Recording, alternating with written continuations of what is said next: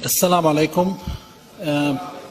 Bismillah ar-Rahman ar-Rahim, in the name of God, the merciful, the most merciful. It's possibly the best to go back to the history and the legality of the situation. This whole thing started when the Arabs were under Ottoman occupation and Palestine was under Ottoman occupation, and we agreed, represented by the Faisal-Weizmann Agreement, which everyone knows, that we will take 77% of Palestine, which was dedicated as a Jewish homeland according to international law. This is the law. If we are to give up an international law, if you break the law, if you drive without a license, if you drink and drive, or if you beat your wife or girlfriend, you're going to end up in trouble. This is what we, both Arabs and Jews, have ended up with. We broke the law, the contract binding Jewish and Palestinian existence in the area. Jews could have had all of Palestine, the British Mandate of Palestine, the agreement which the Hashemite rulers of Jordan, who are alien to the land, they came from Arabia. Those people agreed to make Jordan, the so-called Jordan, my country, a homeland for the Arabs of the land.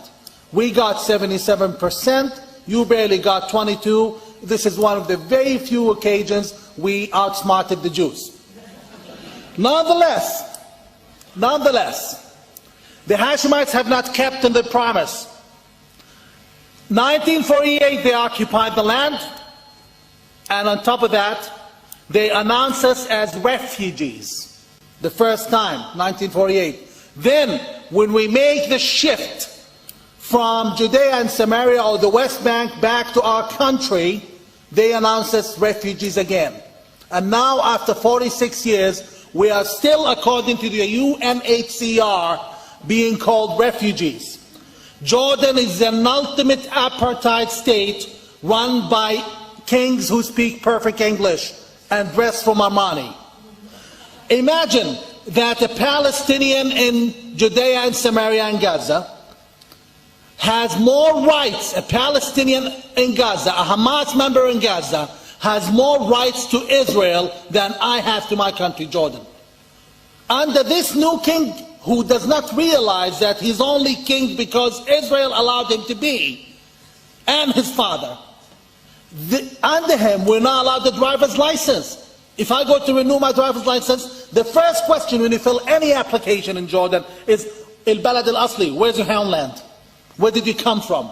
And if you say Amman, they say, no, where was your grandfather born? They always keep dedicating and dictating that you are a refugee and someday you're going back to Palestine.